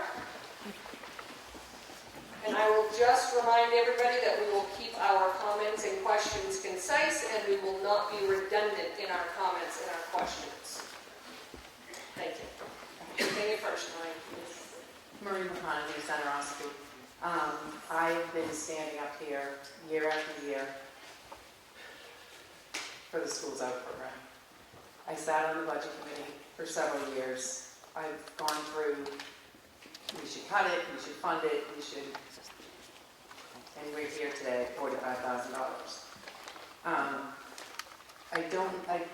Probably everyone here probably remembers, the Schools Out program has only asked for $10,000 from the budget committee. It's been this body that has raised it year after year till we got to $45,000. I probably wouldn't be as aggravated as I am tonight if the budget committee would have lowered the monies instead of zeroing it out. Not only did they zero it out so that we wouldn't be able to speak on it, they tried to do it in a way that we wouldn't even have a voice. So I know not everybody goes to the budget committee meetings. I don't attend all of them, but you can request an audio of the budget committee. I'm just, okay. So we're talking about $45,000. $45,000, okay. So, they tried to take that voice away of $45,000. Wrap it up. And I think that they should put it back in. I think that, well, I just don't think that the town... Okay, All right. I just don't want to discuss the budget committee process or the personalities or Right. this ongoing struggle each Right. year. Each year. We are here to determine, are we going to vote to raise and appropriate $45,000 for Schools Out? And that is the only discussion I am willing to have and entertain at this meeting. Correct. If there are larger discussions about the process, that is something to be taken up with both the Selectmen and the Budget Committee outside of this meeting. So this program is the only game in town. We do have the Ossipee Crossings Child Care Center. We do have the rec department. But if this program, I don't think it will fail if we don't pass the $45,000, but I do think it will limit the ability of the program. And if they don't have the program at the school, the rec department is going to have to pick it up. And the rec department will have to hire more people. They will need to come up with more programs. The daycare can't absorb these children because they don't have the staff to do it. I tried to put a child in there this year and I couldn't get him in there. So I think I'm asking the body to vote for the $45,000. I do have more to say, but I won't say it. Thank you. Always better to make that choice yourself. Mr. Goss. Let these people go first, they go first. Okay, and I again will remind everybody that we're only discussing the $45,000 for the Schools Out. Mr. Merrill. Yes, I support this 100%. I was a selectman here for 15 years. Most of the time that I was on the select board, I was also on the board of directors for Schools Out. I went to the meetings, we reviewed the programs they had, I participated in some of the fairs they had to see where they were going. And in my opinion, this is extremely worthwhile. $45,000 will keep one kid out of jail to pick them off drugs is worth it. Thank you. Yes. Alice Walker, Center Ossipee. I again also am totally in favor of this program. And as somebody on the other side spoke earlier, we fight over this every year. We shouldn't be fighting over it. The townspeople keep saying, we want to spend that amount of money. The budget committee should support the townspeople. Mr. Moran? Eric Moran, Ossipee. I just want to mention that while we're cutting down funding on the Addiction and Mental Health Center for this town, it's really not a good idea to pull this money away from our kids, because this is the stuff that's going to make us not be needed. Thank you. Thank you. Yes. Tracy Fernandez, I'm in West Ossipee. I'm new to the town. I've only been here a couple of years. I'm from a big city, so it was refreshing to have schools out program I have two young daughters that didn't know anybody in town, so it was a refreshing program to have.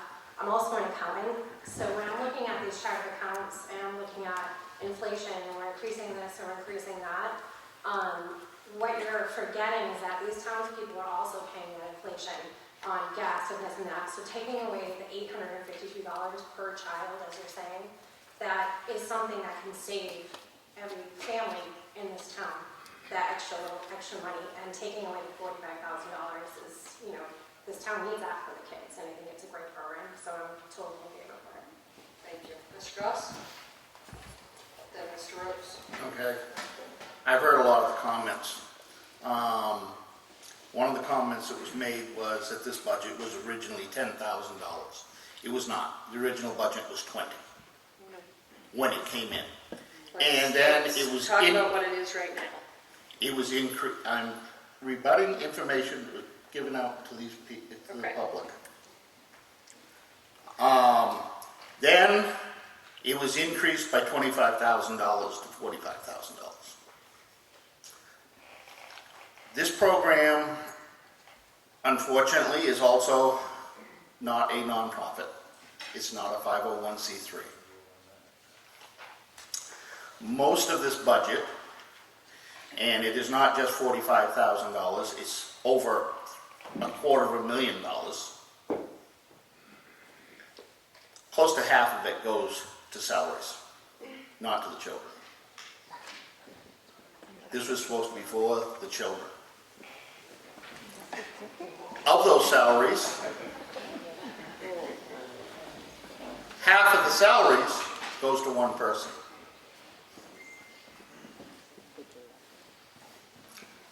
We felt that this was a very high cost. It's not getting to the people that really need this program. These people are being charged $80 a month, or a month or a week? The 6-week program. Huh? 2 hours for 6 weeks. 2 hours for 6 weeks, $80. And then it goes down to that if you have multiple children. The people that really need that program can't afford that, for the children to be involved in that. So there's a lot of kids that are being left out. We also felt that it was the cost per child for the service is extremely high.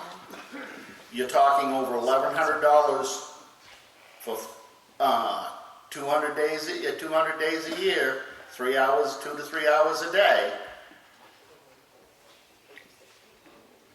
and a tune of over $1,100 per participant. You only have 58 children participate. They like to put the numbers up. They have other participation by adults. This is supposed to be for children, not adults.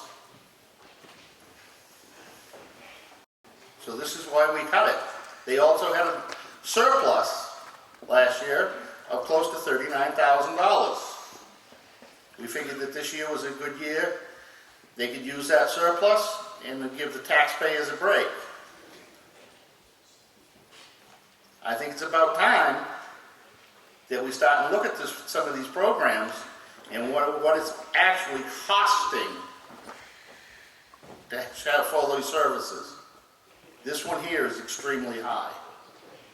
Thank you. I'm going to recognize Ms. Berkowitz so that a breakdown of the numbers in the program can be had, if that's acceptable. Thank you. Jen Berkowitz, Schools Out Program Director. I'll just clarify a few things.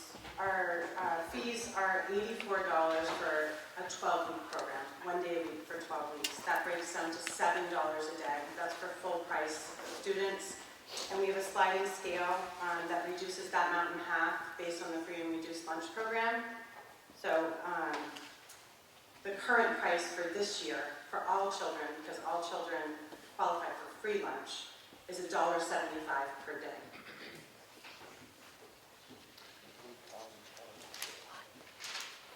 The cost per day, $1,100, is for the entire program, not per child. If you broke it down to based on 50 students per day, the cost per child per day is $22.40 per day. And this is just information that was submitted to the Budget Committee after the hearing, just to clarify and provide information based on our request for this year with our additional carryover. The carryover this year was $35,000, more than usual due to COVID. The reason why we requested the full 45 and level funding for this year was because of the full, the charges being based on the free lunch program and the reduction in the tuition that we would collect rather than the budgeted a little over $30,000 in tuition. We anticipated perhaps $15,000 this year. 21,000 less than we had anticipated. Additionally, we budgeted for a second bus driver due to COVID. Busing, mileage, those expenses all totaled $29,929.66, leaving about $5,000 with the carryover funds to assist with sliding scale discounts for multiple children or we don't turn anyone away due to the inability to pay, so we do in-house scholarships quite often. If Ossipee Children's Fund can't fully cover a family, we accept all children regardless of their family's ability to pay.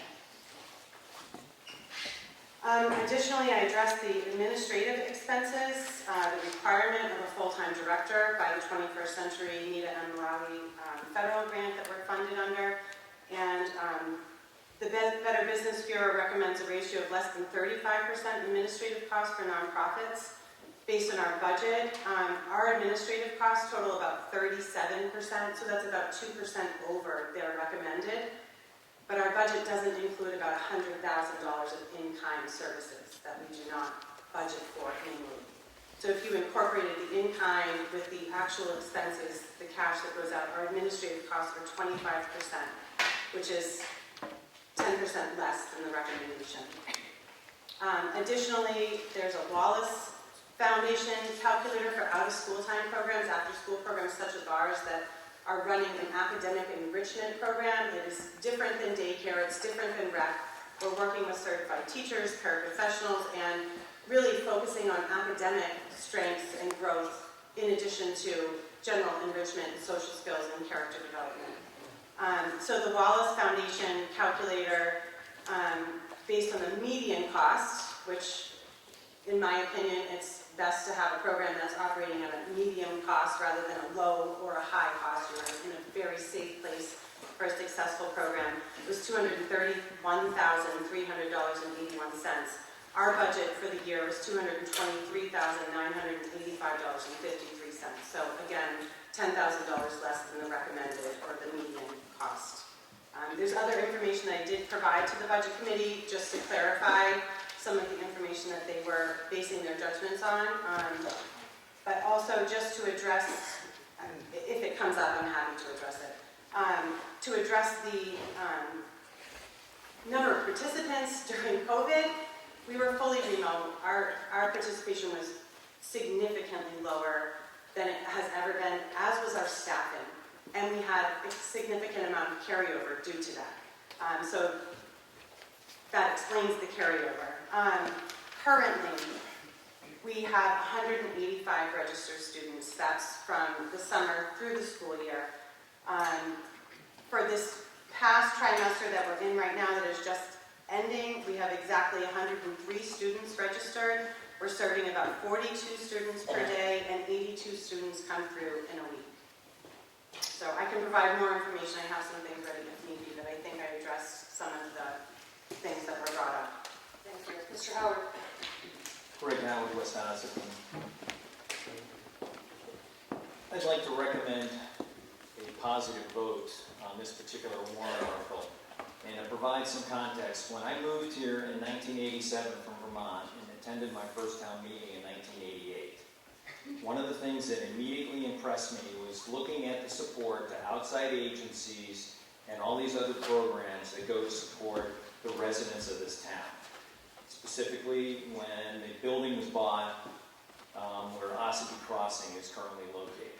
So we're providing support to the children for daycare, for the parents who had, when we had a half-day kindergarten. And I think this after-school program is an investment in our future. I mean, my two sons were born and raised here. They've gone off now to successful careers. I've got one who's now looking to relocate back here to the town of Ossipee. I think it's important for the townspeople to continue to support these programs that are for our neighbors, for our kids, for the people who potentially might move into the town and they realize how attractive this place is because it's a town that cares.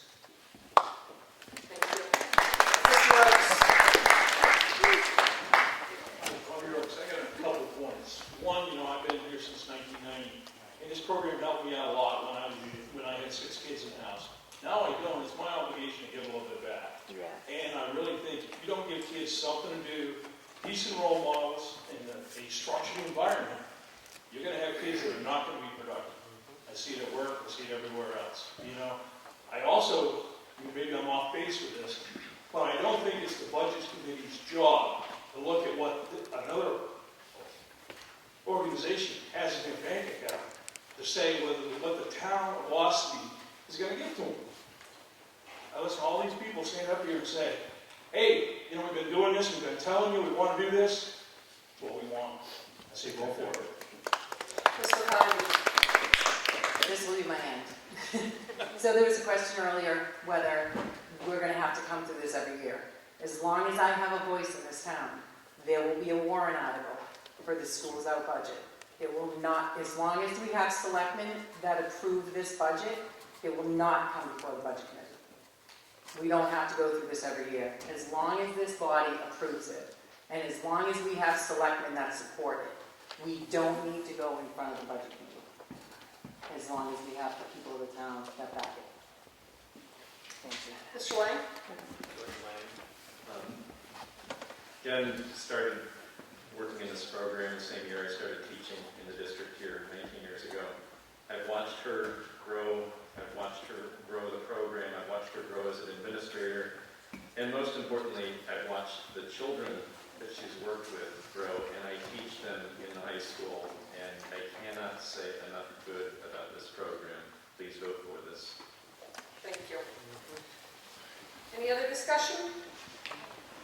All right, let's go to Article 8, by petition to see if the town will vote to raise and appropriate the sum of $45,000 for the purpose of funding the Schools Out program, recommended by the Selectmen, not recommended by the Budget Committee, and a majority vote is required. All those in favor, please raise your placards. Thank you. All those opposed? Thank you. This passes. Ms. Merrill, I'd like to make a motion. what is your motion? I move that Articles 1 through 8 and number 26 not be reconsidered. Second. All right. All those in favor of not reconsidering? Thank you. All those opposed? Thank you. Moving on to Article 9, to see if the town will vote to establish a recreation revolving fund pursuant to RSA 35-B:2, to be funded with future parks and recreation revenues sourced exclusively from advertising, sponsorship, concession sales, and donations. The money in such fund shall be allowed to accumulate from year to year and shall not be considered to be part of the general fund unassigned fund balance. The treasurer shall have custody of all monies in the fund and shall pay out the same only upon order of the selectmen. and with no further legislative body approval required. These funds may be expended only for recreation purposes as stated in RSA 35-B, and no expenditure shall be made in such a way as to require the expenditure of other funds that have not been appropriated for that purpose. This is recommended by the Selectmen, and a majority vote is required. Is there a motion on Article 9? Thank you. Is there a second? Thank you. Is there any discussion on Article 9? Mr. Fishbein.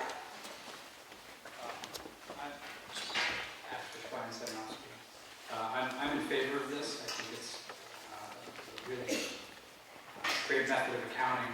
One question for you. I haven't gone through all of these yet, but is there a balance that we'll be voting on later that will be going into this report? Mr. Sawyer?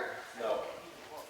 Exclusively from the revenue sources expressed in here as an incentive for the department to have fundraisers of their own, to sell sponsorships, concessions, get the community spirit going again, get people involved, and I think that's the reward is to go towards. Ms. Altamari? Kim Altamari, Senator Ossipee. As most of you know, I'm one of the few people in the town that puts on the annual community Christmas in Ossipee. And any funds that we had been raising in the past went to pay directly for the program, and any funds over and above that we would raise would go to the summer program for the summer kids. We generally have broken even with a few exceptions over the years. And any funds that we would get would go into the general fund, unfortunately at that time. This is a great article because I would love to be working with the Recreation Department again to be able to do the community Christmas this year, barring COVID. So I think this is a great article. I think it's wonderful that the article has been written, and I support this. Thank you. Is there any other discussion or questions on Article 9? All those in favor, please raise your placards. All those opposed? Thank you. This passes. Article 10, to see if the town will vote to raise and appropriate the sum of $20,000 for government building repairs and improvements. Recommended by the Selectmen, recommended by the Budget Committee, and a majority vote is required. Is there a motion on Article 10? Thank you. And a second? Second. Thank you. Is there any discussion on Article 10? All those in favor, please raise your cards. All those opposed? Thank you. That passes. Article 11, see if the town will vote to raise and appropriate $20,000 to add to the government buildings expendable trust fund previously established. Recommended by the Selectmen, recommended by the Budget Committee, and a majority vote is required. Is there a motion on Article 11? Thank you. And a second? Second. Thank you. Any discussion on Article 11? Mr. Lang? Can anyone explain how these two articles work together? Mr. Sawyer? The first one is for immediate repairs and things that are desperately needed now. The second is for long-term planning. So this is the capital reserve? Correct. Okay. Any other questions or discussion on Article 11? All those in favor, please raise your cards. All those opposed? Thank you. This passes. Article 12, to see if the town will vote to raise and appropriate $300,000 for the purpose of paving. This is recommended by the Selectmen, recommended by the Budget Committee, and a majority vote is required. Is there a motion? Thank you. Is there a second? Thank you. Is there any discussion on Article 12? Thank you. Mr. Fishbein? I'll just ask a question. Where? There's actually more paving that's going to go on that was from last year's budget. They came late. I hate to say this, but they had a problem with the paving company with COVID. They lost a month. They lost a month through the rain. So we have some more of that. But the biggest thing that we're going to be paving next year is the entire transfer station. I know that's not a road, but we have to do it. If anyone's been there, they can see what it's like. And the foreman and I are both going to go through and see what else we need paved. But That's what the majority of it's gonna go to, is the transfer station.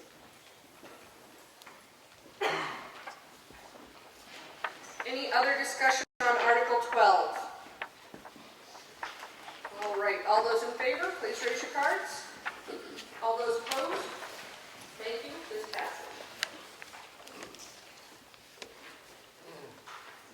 You'd think I'd be used to talking as much. Excuse me. All right, Article 13, to see if the town will vote to raise and appropriate $125,000 for the purchase and setup of a 5500 or comparable truck for the Highway Department. Recommended both by the Selectman and the Budget Committee, and a majority vote is required. Is there a motion on Article 13? Thank you. And a second? Thank you. Any discussion on Article 13?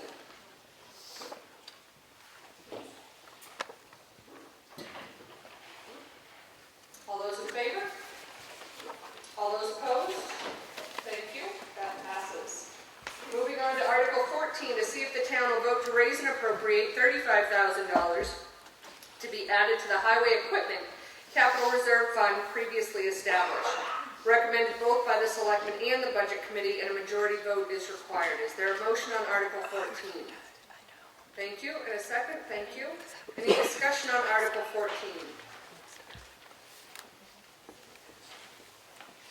All those in favor? All those opposed? Thank you. Article 15, to see if the town will vote to raise and appropriate $57,000 to make the second annual payment on the lease purchase agreement for a grader approved in 2021. Recommended both by the Selectmen and the Budget Committee, and a majority vote is required. There is a motion on Article 15. Is there a second? Thank you. Any discussion on Article 15?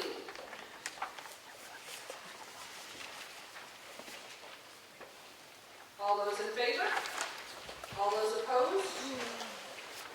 Thank you. That passes. Madam Chair, Yes. Mr. Fishbein. can we make a motion to not recall Articles 9 through 15? Yes, there's a motion to not reconsider Articles 9 through 15. Is there a second? Second. Thank you. All those in favor? Thank you. All those opposed? Thank you. Moving on to Article 16. To see if the town will vote to raise and appropriate $25,000 to add to the Invasive Species Expendable Trust Fund previously established. Recommended both by the Selectmen and the Budget Committee, and a majority vote is required. Is there a motion on Article 16? Thank you. Is there a second? Thank you. Any discussion on Article 16? Mr. Fishbein. Just another quick question. Is there a balance, a current balance? Mr. Sawyer. Looks like we had about 58,000 at the end of the year. Our annual expense on that can range around 30,000, but it's largely dependent on the grant, which is from the state of Missouri. So, knock on wood, it's been very under control with the milfoil. We didn't have to spend any money last year that was budgeted for. Every year is different with depending on the temps and stuff. Is there any other discussion or questions relative to Article 16? All those in favor, raise your placards. All those opposed? Thank you. This passes.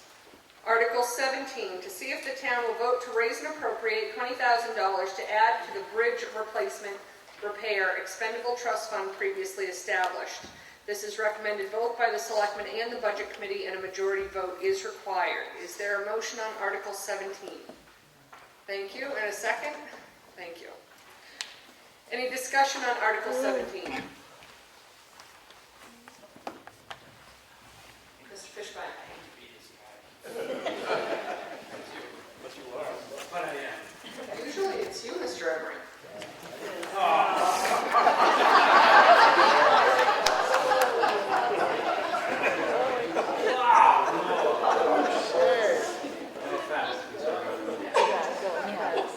There can only be one you. Madam Moderator, my quick question. The name of this is bridge replacement repair. I'm just wondering if there's, I know that on the line items is very specific of what things can be, how money can be spent on. I'm wondering if this, anywhere in here there's a fund for any sort of dam fixing or anything like that. That's the thing. Right, Mr. Sawyer, do you want to address that? There's no warrant article for dam engineering or dam work this year. Do we have a fund? Capital reserve or expendable trust fund? Connie? He says no. Okay, thank you. Any other discussion on Article 17? All those in favor, please raise your placards. All those opposed? Thank you. This passes. Article 18, to see if the town will vote to raise and appropriate $58,000 for the annual water bond payment. Recommended both by the Selectmen and the Budget Committee, and a majority vote is required. Is there a motion on Article 18? Thank you. And there's a second. Thank you. Any discussion on Article 18? Yes. Thank Chairman you, Madam Smith. Moderator. I'd just like to add, this is the second to last payment, so next year will be the last payment. So there's light at the end of the tunnel. I think that deserves a round of applause. All right, any other discussion on Article 18? All those in favor, please raise your cards. All those opposed? Thank you. This passes. Article 19, to see if the town will vote to raise, that should say, and appropriate $35,000 to add to the benefit pay expendable trust fund previously established. This is recommended both by the Selectmen and the Budget Committee, and a majority vote is required. Mr. Sager, do we need an amendment to add that, or can we chalk that up to a typo? I would make the amendment, Okay. but I can't. Okay. But I think somebody else can, so I will entertain a motion. Well, is there a motion on the floor on Article 19? Thank you, and a second. Thank you. Now I will entertain a motion to amend Article 19. We need to add the word appropriate after raise and. Okay, thank you. Connie Billings has just moved that amendment. Is there a second on that amendment? Thank you, Mr. Lang. I expect there's no discussion on that amendment. All those in favor of that amendment, please raise your cards. Thank you. All those opposed? Thank you. The amendment passes. So now we will move on to Article 19 as amended, to see if the town will vote to raise and appropriate $35,000 to add to the benefit pay expendable trust fund previously established, recommended both by the Selectmen and the Budget Committee, and a majority vote is required. Is there any discussion on Article 19? All those in favor, raise your cards. All those opposed? Thank you. That passes as amended. Article 20, to see if the town will vote to raise and appropriate $25,000 for tennis court improvements at Constitution Park. Recommended both by the Selectmen and the Budget Committee, and a majority vote is required. Is there a motion on Article 20? Thank you. And a second? Thank you. Is there any discussion on Article 20?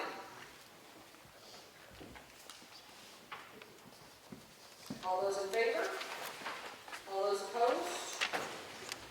Thank you. That passes.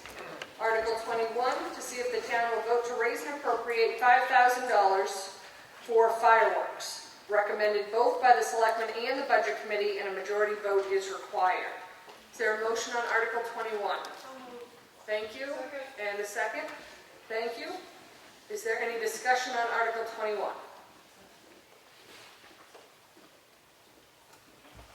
I don't want to go too fast in case somebody wants to ask questions.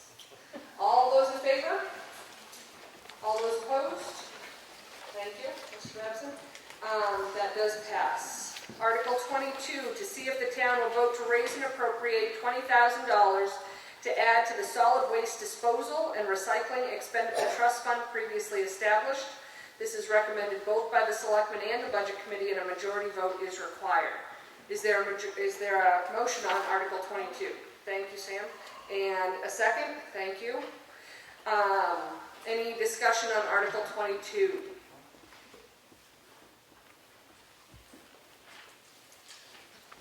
All those in favor? All those opposed? Thank you. That passes. Article 23, to see if the and appropriate $15,000 to add to the revaluation capital reserve fund previously established. Recommended both by the Selectmen and the Budget Committee, and a majority vote is required. Is there a motion on Article 23? Thank you. And a second? Thank you. Is there any discussion on Article 23? Mr. Rhodes? I just got a question about all these articles we're voting on, and we have a fund. Do we have an amount we want to keep in the fund, and are we getting close to it, I guess is my question. Mr. Sawyer, do you want to address that? Or Mr. Yeah, Smith? I mean, in terms of the reval fund, the reval happens every 5 years, so most of the funds are sort of revolving.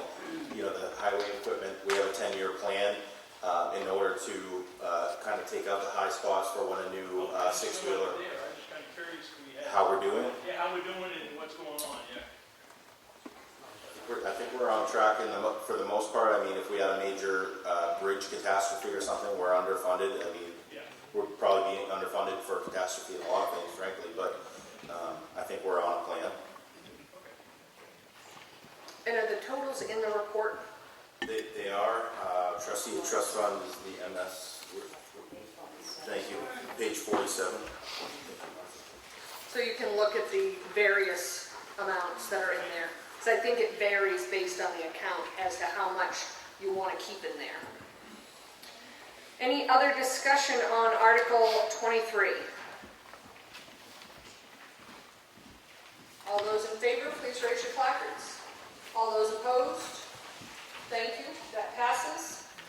Article 24, to see if the town will vote to raise and appropriate $45,000 for a new police cruiser. Recommended both by the Selectmen and the Budget Committee, and a majority vote is required. I know. Is there a motion on Article 24? Thank you, and a second. Thank you. There is also a motion by Chairman Smith to amend Article 24 to increase the amount to $60,000. So an increase of $15,000 up to $60,000. Is that correct? That was the intent of the motion. So Chairman Smith has made that motion to amend. Is there a second on that? There is a second by Chairman Goss. Is there any discussion? Chairman Smith. Thank you, Madam Moderator. This again is another COVID supply chain problem. Normally, when we buy a cruiser, we get the price long in advance. It's scheduled when we're going to get it. Now, they're basically telling us the cars we normally get aren't available until at the end of 2023, so we have to take what's available to us. And at this point, it's a Ford Explorer, and they cost more money, and there's just nothing available. This is a nationwide problem. People can't get police cars, and we're just like every other town. Is there any other discussion or questions on the amendment to increase up to 60? All right, all those in favor of the amendment, please raise your placards. All those opposed? Thank you. So that Article 24 will be amended to $60,000. So now we will vote on Article 24 as amended. All those in favor, please raise your placards. All those opposed?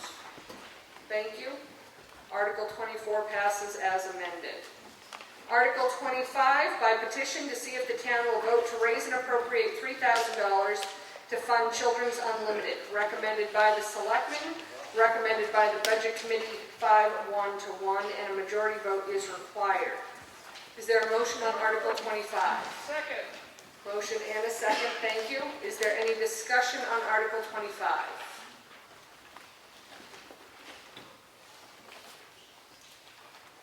All those in favor? Thank you. All those opposed? Thank you. That passes. Madam Chair? Yes, yes. Make a motion to not reconsider Articles 16 to 25. There's a motion and a second. All those in favor of not reconsidering Articles 16 through 25, thank you. All those opposed? Thank you. Moving on to Article 25, by petition to see if the town will vote to raise and appropriate. Nope, that's the duplicate, sorry. I should have done it earlier.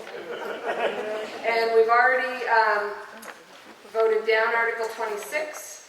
Moving on to Article 27, to see if the town will vote to accept the provisions of RSA 31:19, providing that any town at an annual meeting may adopt an article authorizing indefinitely until specific rescission of such authority the selectmen to accept, take, and hold in trust gifts, legacies, and devices made to them for the establishment, maintenance, and care of libraries, reading rooms, schools, and other educational facilities, parks, cemeteries, and burial lots, the planting and care of shade and ornamental trees upon their highways and other public places, and for any other public purpose that is not incompatible with the objects of town. Question mark. Recommended by the selectmen and a majority vote is required. Is there a motion on Article 27? Second. Is there a motion? Yep, Sam, thank you. And a second, thank you. Discussion. I'm going to ask. Yeah. Can somebody explain this to us? Thank you, Mr. Sawyer. So that if a trust or if the town is named a beneficiary, it doesn't necessarily have to go to town meeting to accept, especially if it would, fit these uses here. Just say that one more time. If the town was to receive money as a beneficiary of a trust or a will, it wouldn't need to be voted on at town meeting. The select board could take the gift. Yes, Mr. Sager. This is a fairly standard article that most towns in New Hampshire have already adopted. We're just getting around to it. Should let him go first. On his last name. Getting it all out of the way. Chairman Smith, anything you wanted to add? Okay. Yes, Mr. Emery. Thank you. I was just wondering, does this mean like when we had the church donated, that wouldn't be coming to the town, that would be handled by the selectmen? The church down by the cemetery is the other in town, so that wouldn't come before the town, they would just be able to take that. I'm going to say yes. I don't remember all the details of that, but sure. Well, normally when something's gifted that way, the town decides whether or not they want to take on the expense of the gift that's being given, because we're going to pay for repairs for the church from here on out. So I would think the town would want to say yes or no, we want this responsibility, and not leave it to just the selectmen. My thoughts on that. Mr. Smith. Thank you, Madam Moderator. I'm going to give you a little scenario situation that could happen in the future. If there's someone that has a large trust or will that wants to leave us, say, $1 million, I'm giving you a hypothetical number, and it's very time sensitive and we can't wait till next town meeting or we'll lose it, this would give us the flexibility to accept those funds. So that's the way you need to look at this. Mr. Emery. I understand that, but it also works in reverse. So we could also get a big pile of junk that we're going to have to take care of at some point. And we should be able to have a say-so whether or not we want to do that. Yes, Mr. Smith. Yes, I understand Mr. Emery's concern. However, we are elected by the people to do your work, and I trust that the people that gives us some type of judgment, and we are relatively smart people here, and we're going to do what's best for the taxpayer and not put a burden on the taxpayer. So, Mr. Smith, you can decline to accept a gift. Correct. It gives us flexibility. Does that make you feel better? Connie, what? Okay, so does that mean you no longer have to hold a public hearing to accept the gift? Is that part of this? Well, I can't recall if the statute requires a public hearing, but if I was still town council, which I won't be, I would definitely recommend always having a public hearing to allow public input for something like that. Okay. Mr. Goss. State statutes do require any gifting to a town to hold a public hearing. But not a vote. Not a vote. They have not hold a public hearing. Okay. Mr. Pastel, then Mr. Howard. Mr. Pastel, and then Mr. Howard. Bob Pastel, West Ossipee. Madam Moderator, may I address a question to our attorney? Through me? Yes. Okay, I would like to, trying to address Dallas's concerns. In the hypothetical event that his scenario comes true and they accept the gift, which the town says, heck no, we don't want to pay to keep that thing, would it be within the boundaries of the town people, either by means of petition or some legislative motion, to sell said gift? If the townspeople said we don't want it, even though they took it? Mr. Sager, would you like to address that? Sure. If there was an article placed on the warrant to say to not accept a certain gift or whatever it is, and that passes, then the selectman cannot overrule that because no means no in that type of situation. So they can unload it. I think the question was, can they sell it once it's been accepted? I'm sorry? The question was whether or not it could be sold once it had been accepted. Could we unload it? Oh, after it is accepted by the town? Sure. How's that for? Mr. Howard? Greg Howard, West Ossipee. A point of clarification directed to Attorney Sager. If the selectmen is part of their regular meetings, their noticed meetings, there's an agenda. So it would be an agenda item. So I'm assuming that would equal a hearing in terms of receipt? Or No. would it have to be noticed separately and distinctly? Mr. Sager? Every week the selectmen hold a public meeting, but a public hearing has an additional notice requirement where it has to be posted generally on the website and in a newspaper of general circulation within the municipality. So that's what would be required for a public hearing. It's a little bit more notice than just we're having a meeting and it happens to be an agenda item. So we would all have at least some knowledge of their getting ready to make a decision on this so we could then attend and provide input. Right, it's like with a planning board meeting, you see those notices all the time in the newspaper. It would be something similar to that. Thank you. Mr. Fishbein? Madam Moderator, in the spirit of levity, I think that would be, there's always the opportunity to re-gift.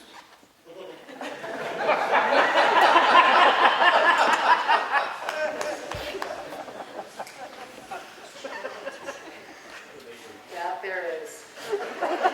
Is there any other discussion on Article 27? All those in favor, please raise your cards.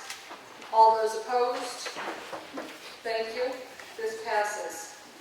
Article 28, to see if the town will vote pursuant to RSA 41:11-A2 to ratify the 5-year lease agreement approved by the selectmen between the town as the leaser and the Ossipee Concerned Citizens as the leasee, with the subject property being 3 Door Street. A majority vote is required. Is there a motion on Article 28? Thank you. And a second? Thank you. Any discussion on Article 28? All right. All those in favor? Thank you. All those opposed? Thank you. That passes. Moving on to Article 29, to hear reports of agents, auditors, committees, and officers thereof. Is there any other business to be brought forward before this body? Is there a motion on Article 29? Thank you. Thank you. And all those in favor? Thank you. All those opposed? Thank you. This now takes us to the end of our 2022 town warrant, and I will adjourn this meeting. Till next year.